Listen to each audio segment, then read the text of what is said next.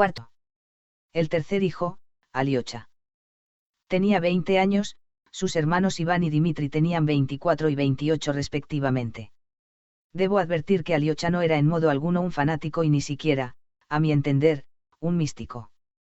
Yo creo que era sencillamente un filántropo precoz, y que había adoptado la vida monástica porque era lo único que entonces le atraía, y porque representaba para él la ascensión radiante de su alma liberada de las tinieblas, y de los odios de aquí abajo.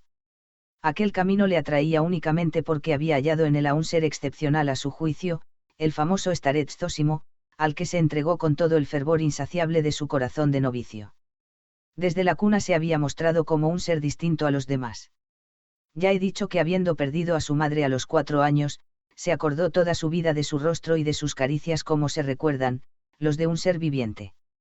Estos recuerdos pueden persistir, todos lo sabemos, aunque procedan de una edad más temprana, pero son tan solo como puntos luminosos en las tinieblas, como fragmentos de un inmenso cuadro desaparecido. Este era el caso de Aliocha.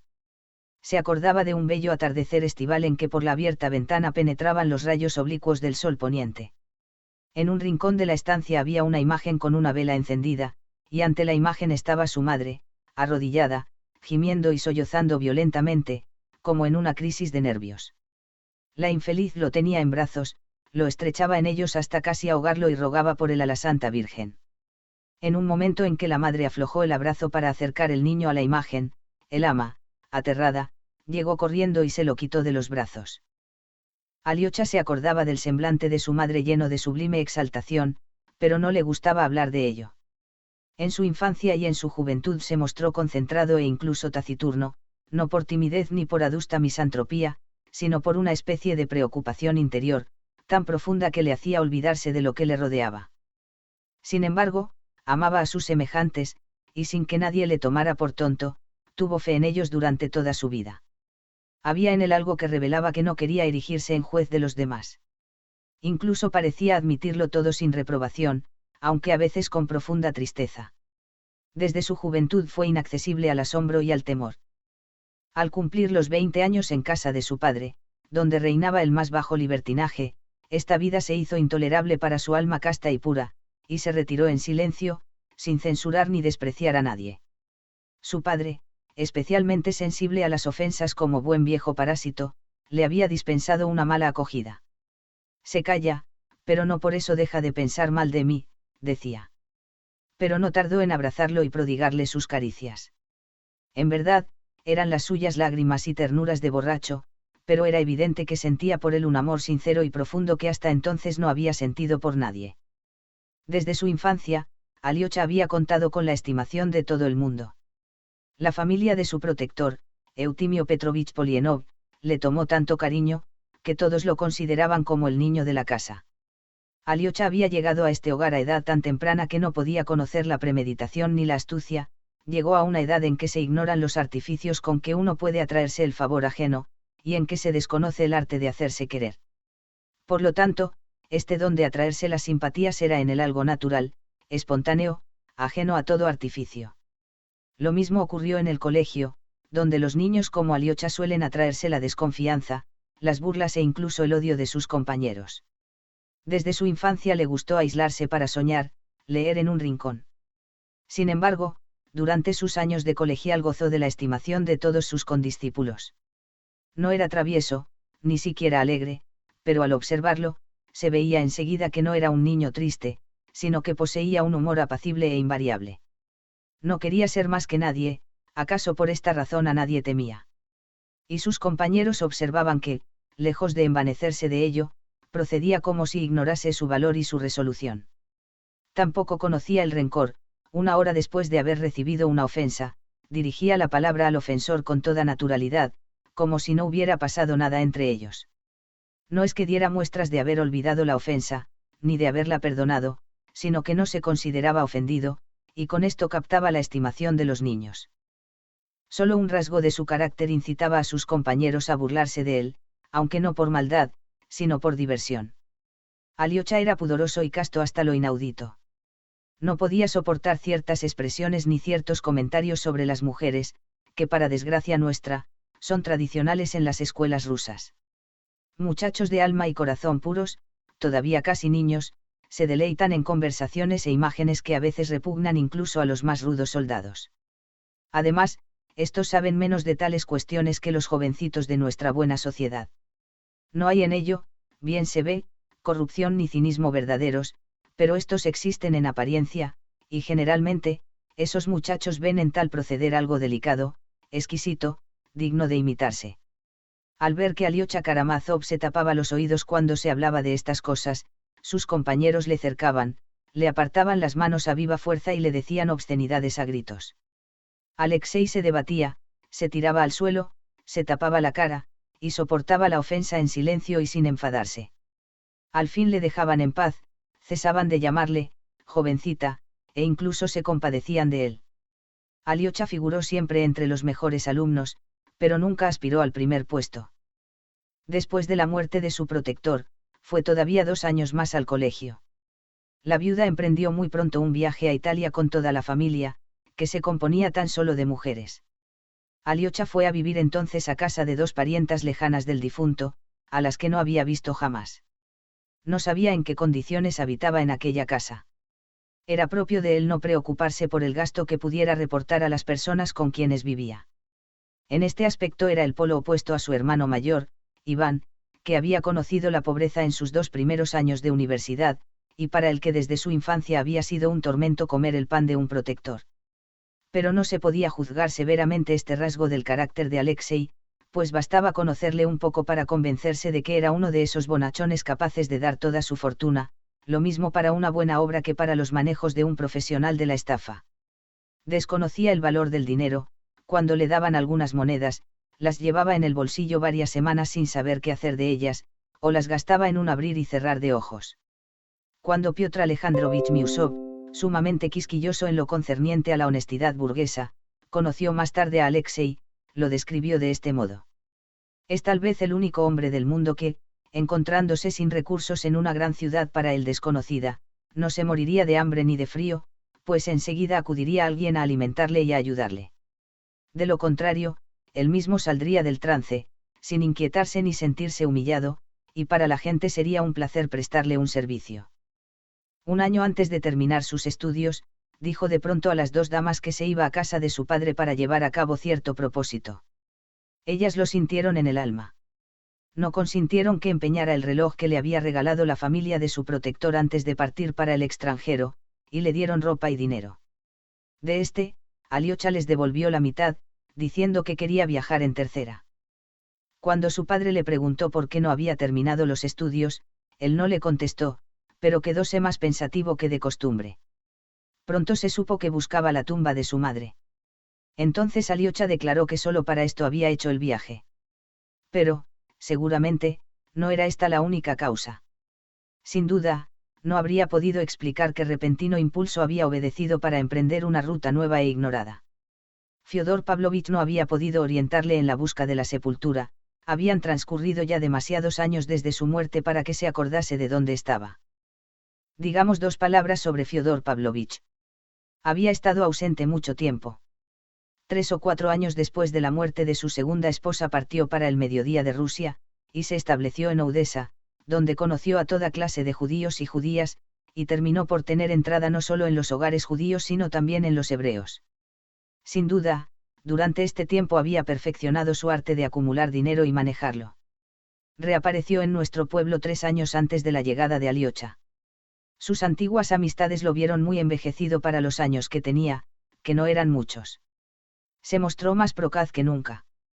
El antiguo bufón experimentaba ahora la necesidad de reírse de sus semejantes. Se entregó a sus hábitos licenciosos de un modo más repulsivo que antes, y fomentó la apertura de nuevas tabernas en nuestro distrito.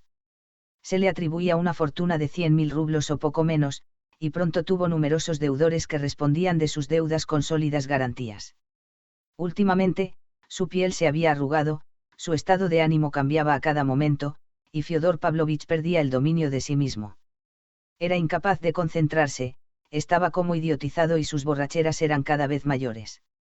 De no contar con Grigori, que también había envejecido mucho, y que le cuidaba a veces como un ayo, la existencia de Fyodor Pavlovich habría sido una sucesión de dificultades. La llegada de Alyosha influyó considerablemente en su ánimo, recuerdos que dormían desde hacía mucho tiempo en el alma de aquel anciano prematuro despertaron entonces. ¿Sabes qué te pareces a la endemoniada?, le decía a su hijo, mirándolo. Así llamaba a su segunda esposa. Grigori indicó a Aliocha la tumba de la endemoniada. Lo condujo al cementerio y en un apartado rincón le mostró una modesta lápida donde estaban grabados el nombre, la edad, la condición y la fecha de la muerte de la difunta. Debajo había una cuarteta como las que suelen verse en las tumbas de la gente de clase media. Lo notable es que la lápida había sido idea de Grigori. La había hecho colocar él a su costa en la tumba de la pobre, endemoniada, después de haber importunado a su dueño con sus alusiones.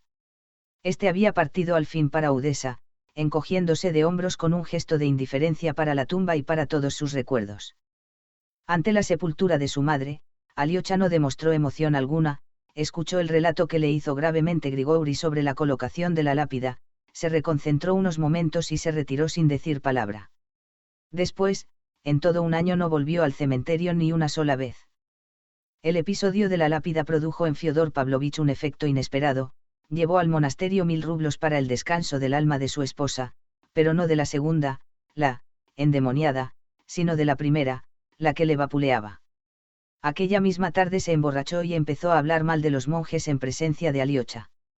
Fiodor Pavlovich era un alma dura que no había puesto jamás un cirio ante una imagen. La sensibilidad y la imaginación de semejantes individuos tienen a veces impulsos tan repentinos como extraños. Ya he dicho que su rostro se había cubierto de arrugas. Su fisonomía presentaba las huellas de la vida que había llevado. A las bolsas que pendían bajo sus ojillos siempre procaces, retadores, maliciosos, a las profundas arrugas que surcaban su carnoso rostro, había que añadir un mentón puntiagudo y una nuez prominente que le daban un repugnante aspecto de sensualidad. Completaban el cuadro una boca grande, de abultados labios, que dejaba entrever los negros restos de sus dientes carcomidos y que lanzaba al hablar salpicaduras de saliva. Sin embargo, le gustaba bromear acerca de su cara, de la que estaba muy satisfecho, sobre todo de su nariz, no demasiado grande, fina y aguileña. Es una auténtica nariz romana, decía. Con esta nariz y con mi nuez parezco un patricio de la decadencia del imperio. Estaba verdaderamente orgulloso de estos rasgos. Algún tiempo después de haber visto la tumba de su madre, Aliocha dijo a Fiodor Pavlovich que quería ingresar en un monasterio, donde los monjes estaban dispuestos a admitirlo como novicio. Añadió que lo deseaba ardientemente y que imploraba su consentimiento. El viejo estaba enterado de que el starets Zósimo había producido profunda impresión en su bondadoso hijo. Ese starets es a buen seguro, el más honesto de nuestros monjes, dijo después de haber escuchado a Aliocha, silencioso y pensativo, y sin asombrarse de su petición. ¿Eso quieres hacer, mi buen Aliocha? Estaba algo bebido. Tuvo una sonrisa sutil y astuta, de borracho. Ya sabía yo que llegarías a eso. Bien, que así sea. Tú tienes 2000 rublos, esa será tu dote. Yo, ángel mío, no te abandonaré nunca y pagaré por ti todo lo que sea necesario, claro, si nos lo piden. Si no nos piden nada, ¿para qué entrometernos? ¿No te parece? Tú necesitas tan poco dinero como alpiste un canario. A propósito, conozco un caserío, próximo a cierto monasterio, que está habitado exclusivamente por las esposas de los monjes, como se las llama. Hay unas 30. Yo he ido a esa aldea. Es interesante, algo que se sale de lo corriente. Lo malo es que no hay allí más que rusas, no se ve ni una sola francesa. Bien podría haber francesas, porque los fondos no faltan. Cuando ellas lo sepan, acudirán. En nuestro monasterio no hay mujeres, solo 200 monjes. Ayunan conscientemente, no lo dudo. Entonces, ¿quieres abrazar la religión? Esto es una pena para mí, Aliocha. Me había acostumbrado a tenerte conmigo. Sin embargo, esto significa para mí una buena ocasión, ya que podrás rogar por nosotros, los pecadores que no tenemos limpia la conciencia.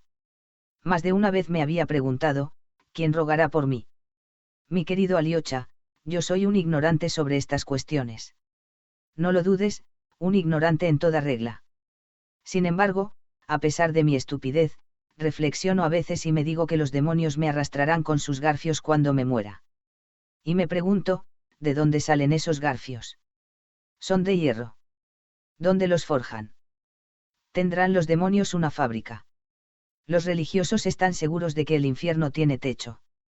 Yo creo de buen grado en el infierno, pero en un infierno sin techo, como el de los luteranos.